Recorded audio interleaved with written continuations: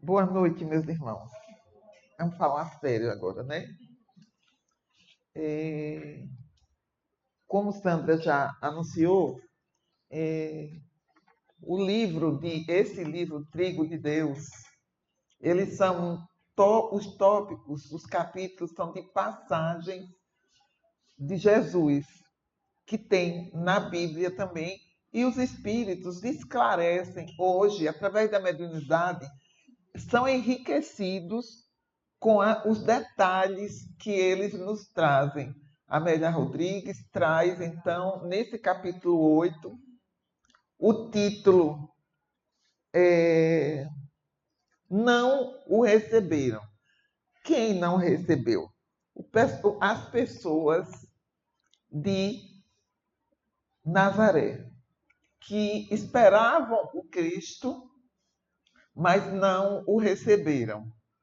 E para ver como é que ela vai desenrolar esse capítulo, ela cita mesmo qual é o capítulo da Bíblia, que está lá em Mateus e em Lucas. Nós vamos ler um pouquinho de Lucas. Está lá no capítulo 4 de Lucas. Jesus é expulso de Nazaré. Imagine. Então, pela virtude do Espírito Santo, voltou Jesus para a Galileia, e a sua fama correu por todas as terras em derredor. Já quando Jesus estava perto de ser sacrificado, como a gente sabe, de passar por aquele todo tormento. Chegando a Nazaré, que era a terra, Nazaré foi a terra que Jesus viveu enquanto criança, com a família dele, o pai José, a mãe Maria, irmãos, não é? E ele praticou a arte do pai. Então ele era bastante conhecido, até porque Nazaré era uma cidade pequena, não é mais hoje, não é? Porque a gente sabe que tem um turismo muito grande. Mas era uma aldeia muito bonita que vem de antes de Jesus. 2000 anos antes de Jesus, essa aldeia de Nazaré já existia. E ela fica numa região muito bonita, num vale a 400 metros de altitude em relação ao nível do mar. E tem à direita, tem o Monte Carmelo, tem o Mediterrâneo. Então era uma cidade, uma aldeia muito próspera, porque era muito verde, tinha muito verde. Então, Jesus, quando vem para Nazaré, ele vem de Cafarnaum. Cafarnaum já era uma cidade maior, onde ele viveu muito mais, porque foi lá que ele resgatou, né, trouxe para ele, para ser seus discípulos, Simão Pedro, que era Simão, e seu irmão Tiago. E lá foi onde ele fez muitos milagres. A cura da sogra de Simão. É, Alguns milagres que nós sabemos que existem na Bíblia foram realizados lá em Cafarnaum. Mas ele resolve vir para Nazaré, que é a terra onde ele viveu muito tempo. Enquanto criança, ele se desenvolveu lá em Nazaré. E aí, quando ele chega em Nazaré, a fama já está grande. Porque ele já havia feito esses milagres, não é, lá em Cafarnaum. Era a terra dele. E a primeira coisa que ele foi fazer foi visitar uma sinagoga. Para quê? Para fazer as preces. Para fazer as preces dele. E, ao chegar lá, era um dia de sábado. E a gente sabe que os judeus, eles guardam o dia de sábado, não é? Eles guardam o dia de sábado e não podia fazer nada no dia de sábado. Mas Jesus, inclusive, diz que o sábado foi feito para o homem, não o homem para o sábado. Então, mostrando que precisamos trabalhar também no sábado. Já pensou, nos dias de hoje, a gente imaginar um dia de sábado sem ninguém trabalhando, se fôssemos todos judeus, não é? Então, parava hospital, parava tudo. Embora, tá, quando a gente vai olhar a religião, o judaísmo, nós vamos ver que tem muitos equívocos aqui. Porque as pessoas acham que é parar de trabalhar. Parar de trabalhar. E não é assim. É uma coisa muito bonita, o Shabá que eles chamam.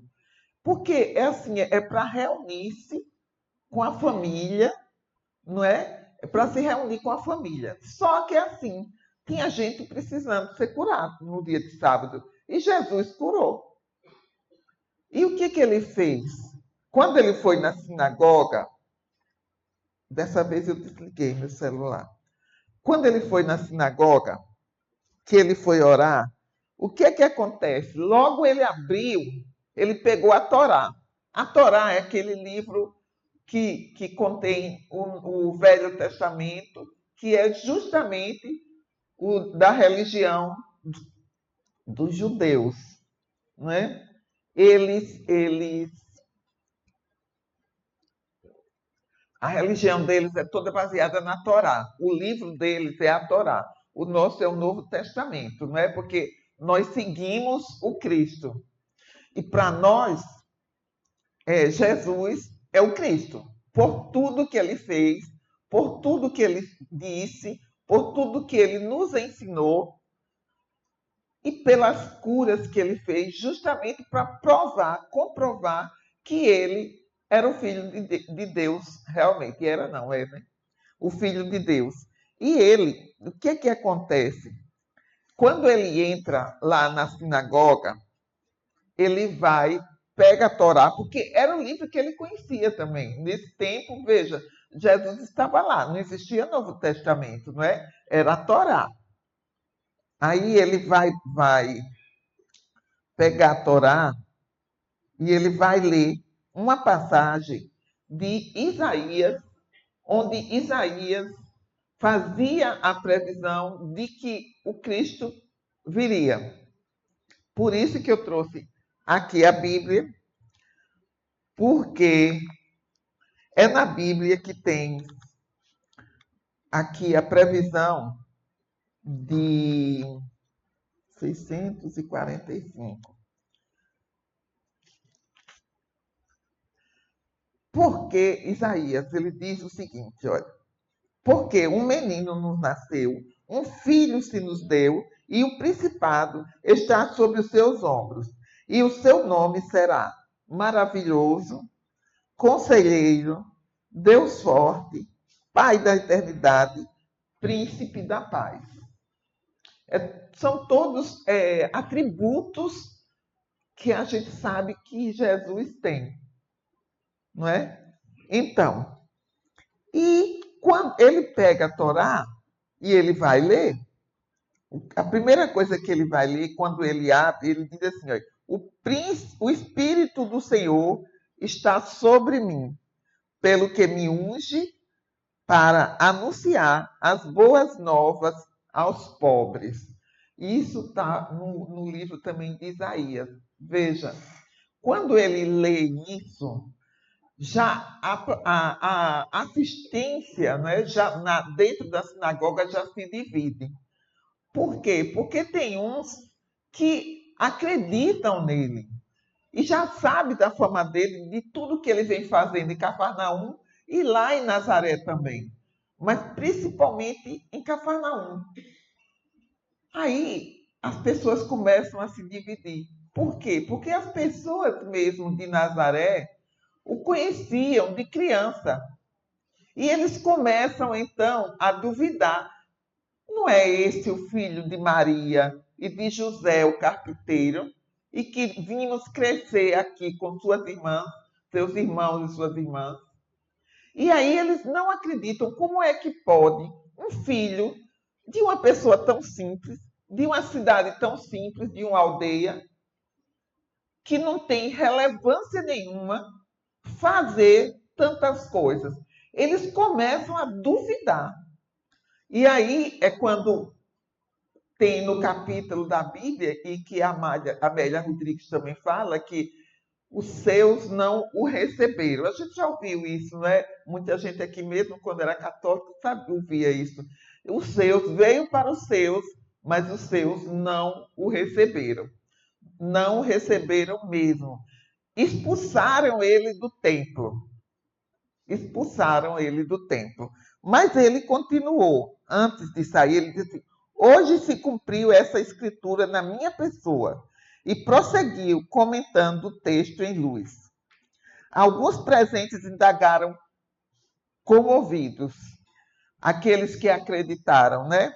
Não é ele, o filho de José e de Maria, que trabalha na carpintaria, que todos conhecem, e não são os seus irmãos e suas irmãs, os amigos com os quais convivemos? Ninguém, aí ele diz assim, ninguém é profeta em sua terra, nem encontrará guarida na própria casa. E se lhe dirá, médico, cura a ti mesmo. Veja, isso a gente vê até hoje, na nossa sociedade mesmo. Às vezes, a gente conhece uma pessoa simples, uma pessoa que não tem.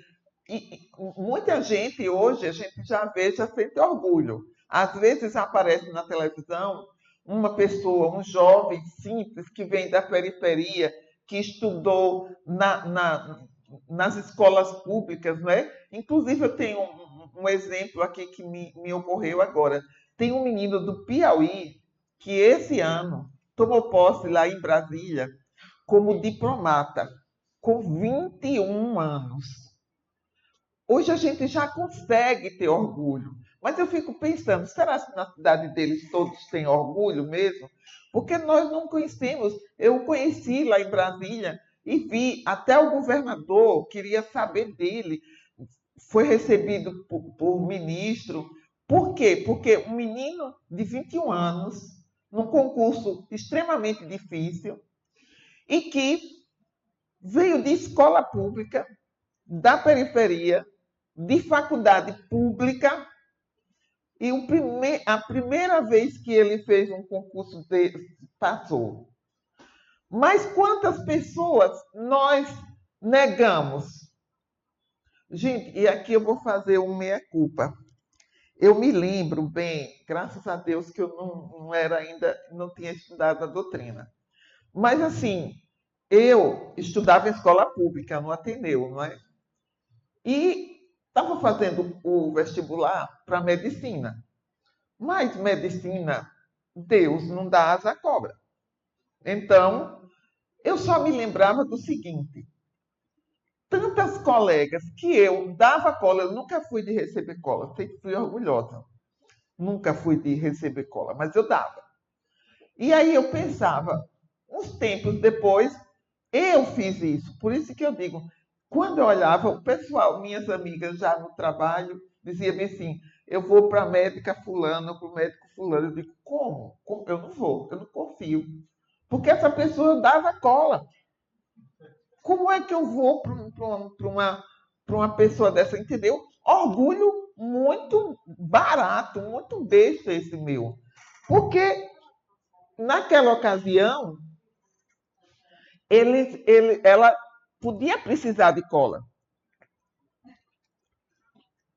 Mas ela passou, eu não passei.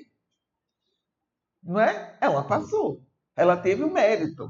Estudou 6 anos. E depois não sei mais quantos anos. Ou seja, eu quero com isso dizer que até hoje, aquilo que aconteceu lá, nos idos lá do ano 1001, não é? Depois do Cristo, que, veja, vem acontecendo ainda até hoje. Pode ser. Agora, nós estamos melhorando. A gente sabe que a gente está melhorando muito, muito, muito, não é? Nós estamos melhorando, graças a Deus, enquanto sociedade. Hoje a gente já vê muitas atitudes de caridade, muitas atitudes de compreensão. Mas naquele tempo as pessoas não acreditaram em Jesus. E vamos lembrar do seguinte: não é só naquele tempo. Os judeus, até hoje, estão esperando o Cristo. Porque Jesus Cristo não é o nome é só Jesus, não é? Cristo é justamente o que ele representa. o Salvador. Aquilo que Isaías diz aqui, o Salvador. Mas o que era que os judeus esperavam e esperam até hoje? É um Deus, um Cristo que venha salvá-los, porque sempre acharam que eles são os escolhidos, né?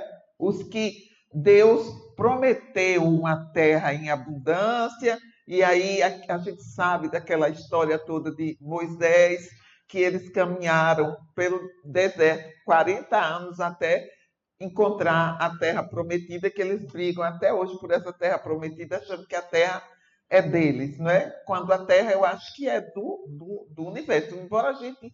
Isso aí é uma coisa que a gente não discute aqui. Mas assim, eles esperavam um Deus, um Cristo, que viesse combater os povos e declará-los Senhor de tudo. E até hoje, gente, eles esperam esse Cristo. Mas o que foi que a gente viu? Um Cristo que salvou pelo exemplo. Salva até hoje, nos salva até hoje pelo exemplo, pela palavra, por tudo que fez, por tudo que ensinou. E eu costumo dizer, olha, tudo um passo. Esse homem não deu um passo nesta terra que não tenha sido um ensinamento para nós. Uma palavra do Cristo que não tenha sido de ensinamento para nós. E aí vai prosseguir Amélia.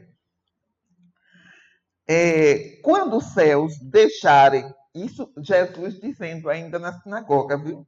Quando os céus deixaram de fertilizar a terra com chuvas abençoadas, Elias não atendeu à aflição das viúvas.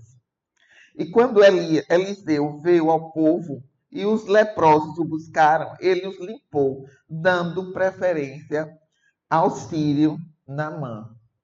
Veja, ele estava lá fazendo no sábado as curas que ele achava que deveria. Porque Jesus curou todo mundo que foi até ele pedir cura?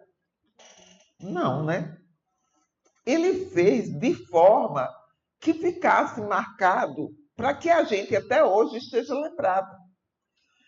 Qual foi a cura, uma das curas que nesse tempo aqui que ele fez? Foi da filha de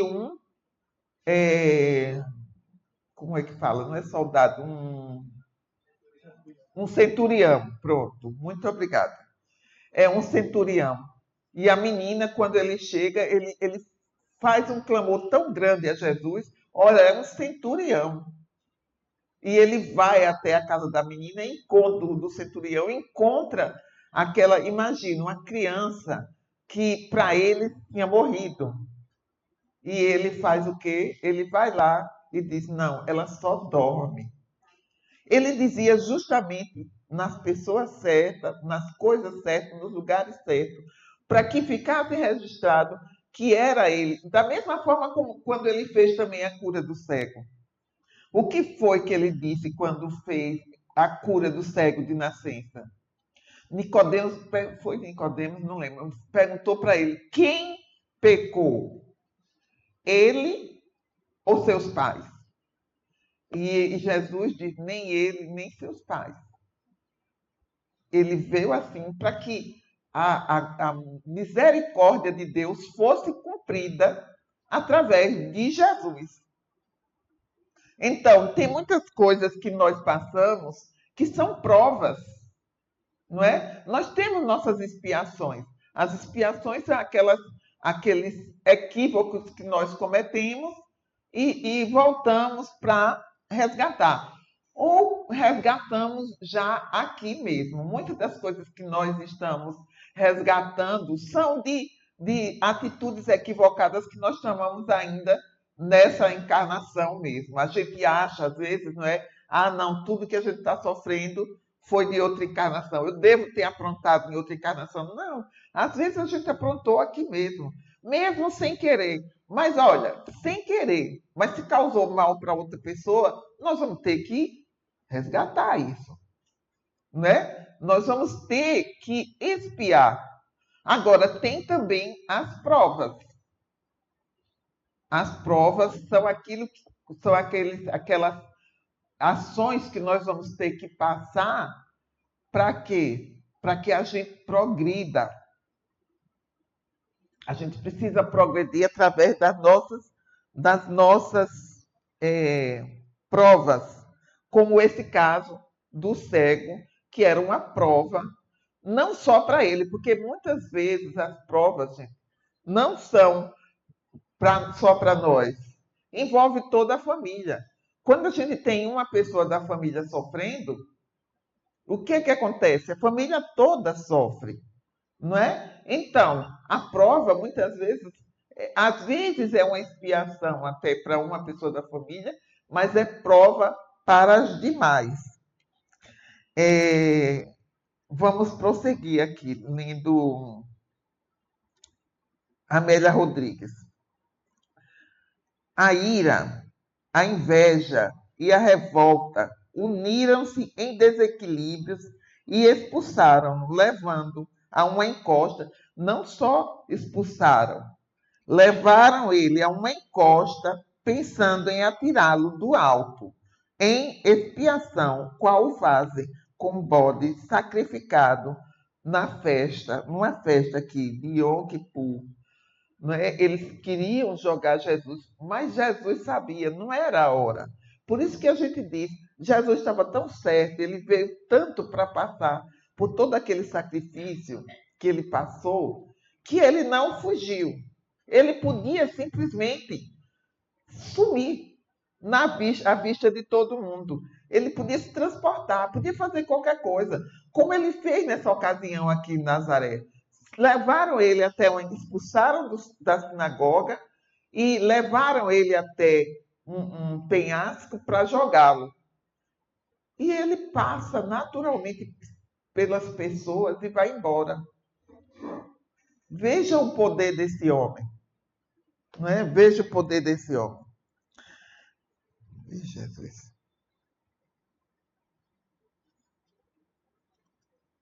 Bom, vamos lá. Está aqui. Não sendo uma aldeia importante, esteve sujeita a Jafa, Séforis, Aquiloste e ficou esquecida. Então, em Nazaré, ele vai dizer assim, olha, nosso clima, ele resolveu em um sábado, não é, vir até Nazaré, como eu já falei. A casa de oração, a sinagoga estava cheia. Eu pulei aqui, eu voltei para o começo. Nazaré possuía, aqui ele diz assim, olha, Amélia Rodrigues, né, possuía apenas uma fonte de águas generosas e abundantes. E talvez isso haja contribuído para que a permanecesse até o século II quase desconhecida. Só depois do século II, não é? Quer dizer, cada século com 100 anos, veja aí. Só depois do século II, depois de Cristo, não é que a gente está falando, é que Nazaré começa a receber um valor devido. E hoje a gente sabe que assim, é uma cidade que é muito visitada, o número de visitantes que tem lá para passear, para conhecer os lugares onde Jesus passou, é muito grande. E a cidade, claro, aí cresceu, não é? Ele nunca mais voltará a Nazaré, que significa lugar de sentinela. Nazaré não o recebeu. Isso que Amélia Rodrigues diz aqui, porque foi que Jesus não foi recebido pelos seus. E aí, gente, eu trouxe uma coisa aqui que eu queria ler para vocês, que é assim, olha, uma carta que até hoje dizem que tem lá no Vaticano. É uma carta de Públio Lentulus. Ele fez essa carta para o imperador César, o romano, né, lá em Roma, que era quem estava ainda, mandava em tudo, né, inclusive cá nas cidades de Israel. ainda viviam sob o domínio dos romanos. E ele vai mandar Públio Lentulus, que viveu várias encarnações muito difíceis, porque ele era romano. Vocês imaginam naquele tempo que era ser um romano, que eles tinham como religião só a Torá. Eles não conheciam Jesus. Aliás, Jesus não era nada. Todos os ensinamentos, a gente sabe, nessa história de Jesus, não precisa ficar repetindo. Mas a carta que Públio Lentulus escreve para César é alguma coisa muito interessante da gente ver. Sabendo, palavras de Públio Lentulus, viu? Uma curiosidade. Públio Lentulus, nenhuma encarnação, ele foi o Emmanuel, o mentor de Chico, de nosso Chico Xavier. Era ele que acompanhava Chico e que trouxe tantos conhecimentos e tantas obras, não é? Então, veja o que ele diz aqui nessa carta que ele fez para César. Sabendo que desejas conhecer quanto vou narrar, existindo nos nossos tempos um homem, a qual vive atualmente de grandes virtudes, chamado Jesus, que pelo povo é inculcado o profeta da verdade, e os seus discípulos dizem que é filho de Deus, criador do céu e da terra e de todas as coisas que nela se acham e que tenham estado. Em verdade, ó César, cada dia se ouvem coisas maravilhosas desse Jesus. Ressuscita os mortos, cura os enfermos. Em uma só palavra, é um homem de justa estatura e é muito belo no aspecto. Veja que reconhecimento. Um romano, naquele tempo, falando isso sobre Jesus. E há tanta majestade, continuando, né? E há tanta majestade no seu rosto, que aqueles que o veem são forçados a amá-lo ou temê-lo. Não é assim. Geralmente uma pessoa, quando ela é muito forte, assim, as pessoas ou amam ou temem, não é? E Jesus, eu imagino, mas assim, Jesus chegando aqui, qual seria o nosso comportamento? Como será que iríamos recebê-lo? Nesse momento aqui, pense o impacto, não é? Eu me lembro que um dia eu fui lá visitar Irmã Dulce, conhecer Irmã Dulce. Gente, ela é de uma estatura espiritual tão grande, que eu estava lá no hospital e estava olhando assim para a rua, num andar de cima, olhando para a rua numa salinha pequena. E quando eu olhei, ela vinha, não é? Imagine, alguém aqui conheceu a Irmã Dulce? Conheceu, não é? Desse tamanho assim, ó.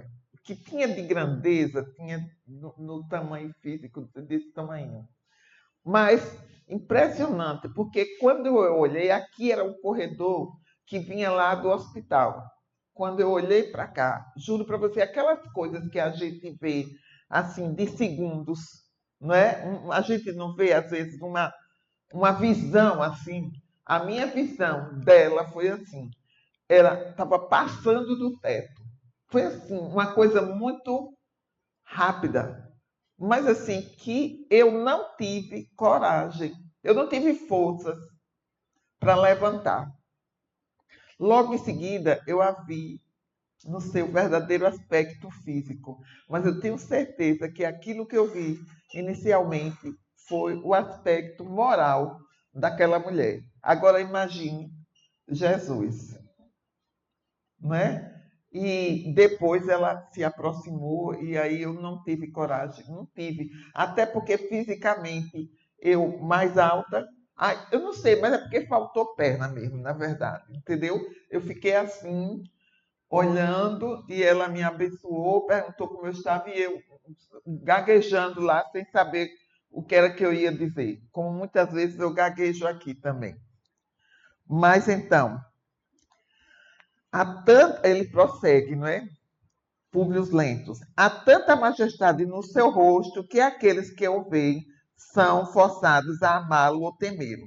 Tem os cabelos da cor amêndoa bem madura.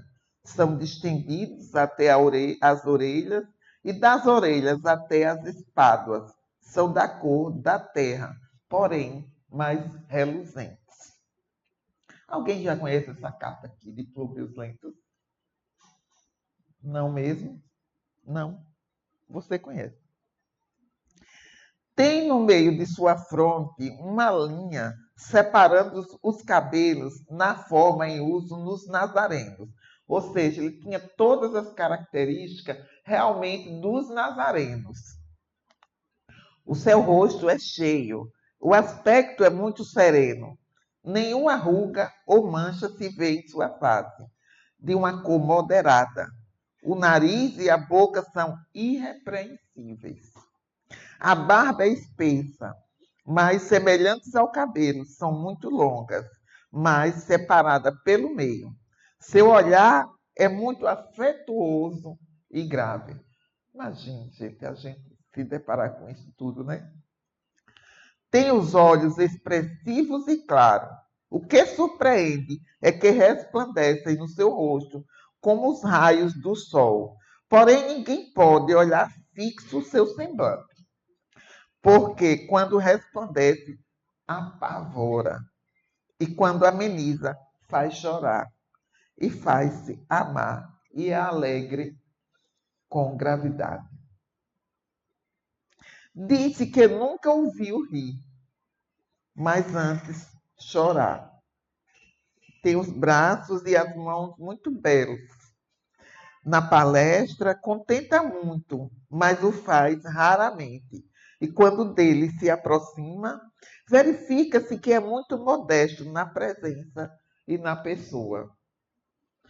Imagine, às vezes, a gente até, não, é palestrante, é não sei o quê, é governador, não é? A gente já fica, olha, já fica temendo, já fica, muitas vezes nós elevamos uma pessoa por sua categoria, pelo dinheiro que tem, pela posição que exerce, não é?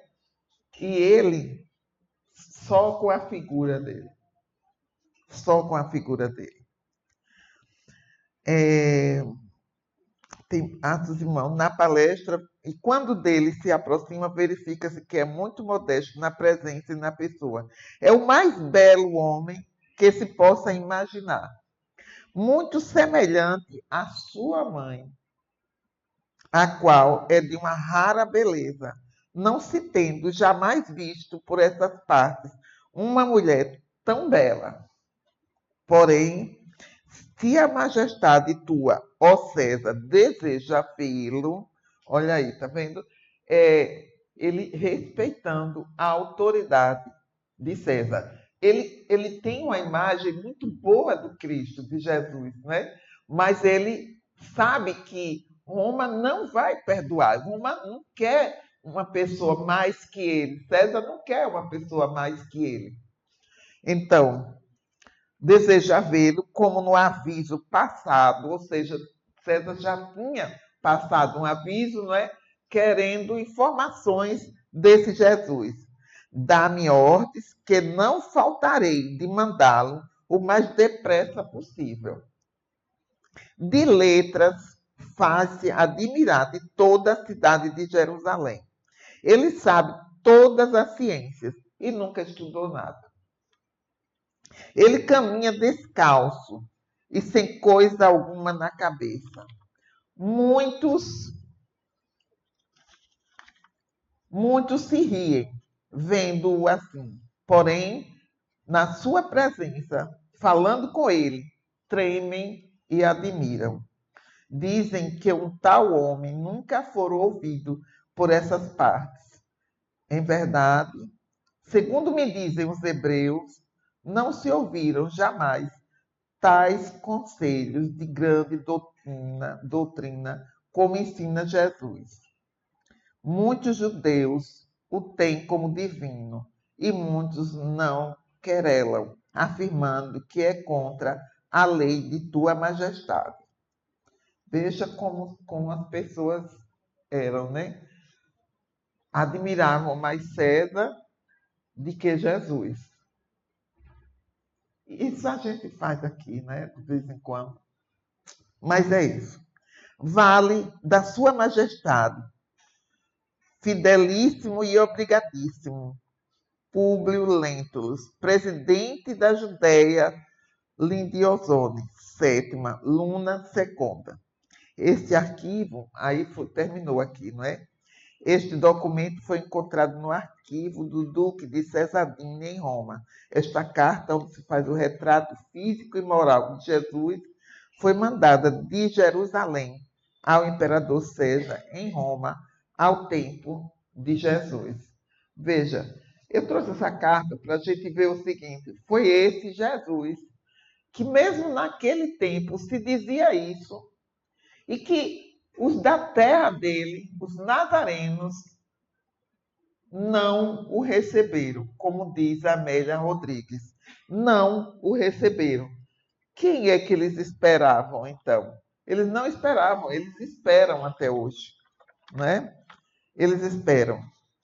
E Jesus, ele, quando está lá, ele vai dizer que ele sabe quem era ele, que o Espírito de Deus estava sobre ele naquele momento, porque assim tinha dito os profetas anteriores, os que vieram bem antes dele. Muitos deles, a maioria, todos já sabiam que Jesus viria e como ia ser. E esse que era o Cristo. E não era um Cristo violento, não era aquele que vinha para as guerras, não era aquele que vinha em busca de poder, que vinha em busca de louros da glória, né? Os louros que o César mesmo tinha, e não era ele, porque muitos soldados, inclusive, tem umas curiosidades assim que mostra assim, por exemplo, quando Pilatos está no julgamento dele e diz assim, vai ao povo, e porque Pilatos não vê nada, não é de errado nas ações dele. Então ele vai para o povo e pergunta: vocês querem que solte Jesus ou Barrabás? Por que Barrabás? Barrabás era um zelote. Zelote era como se fosse um grupo político daquela ocasião. E Barrabás era um dos líderes que lutava pelo povo judeu, que queria libertar do jugo romano.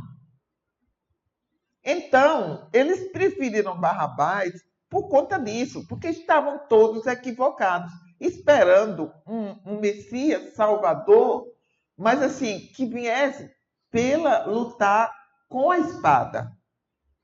Veja que o próprio Pedro, que já era, não era, Simão Pedro, discípulo, não é? O que ele faz quando os soldados se aproximam de Jesus?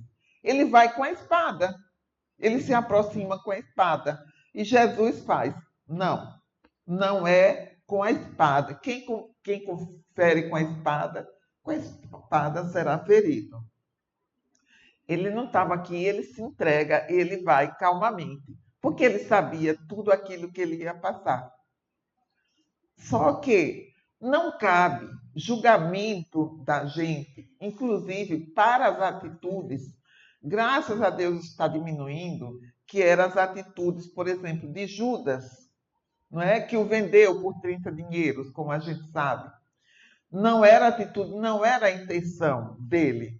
A intenção dele não era entregar Jesus por traição apenas, trair por trair. Não. O que era que ele esperava? Ele achava que, entregando Jesus, agora sim, sendo preso, Jesus iria reagir. E aqueles que estavam do lado dele iriam lutar. E quando ele vê Jesus passar por aquilo tudo, então o que acontece? Ele aí percebe o que ele fez. E aí é quando ele vai e vai se matar. E a gente, quanto tempo nós passamos aqui e ainda tem gente que faz, né? Queima do Judas. E diz, Judas é um traidor. Não deixou de trair, mas a gente tem que ver tudo que tem por trás de qualquer de nossas ações.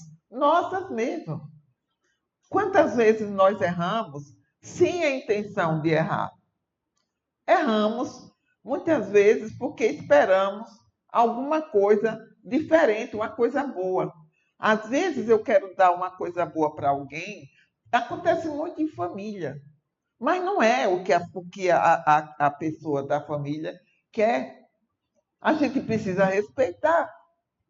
Nós precisamos respeitar todo mundo, as opiniões, porque o erro do outro, eu não vou pagar pelo erro do outro, vou pagar pelo meu. Não é? Eu vou pagar pelo meu, mas eu me lembro que quando eu cheguei aqui logo na doutrina, o que acontece? Minhas irmãs começaram a perceber uma mudança de comportamento. Aí, ela está mais calma, o que está acontecendo? Todo dia era um comentário assim, né? Onde é que ela está indo? Até que resolveram vir conhecer também.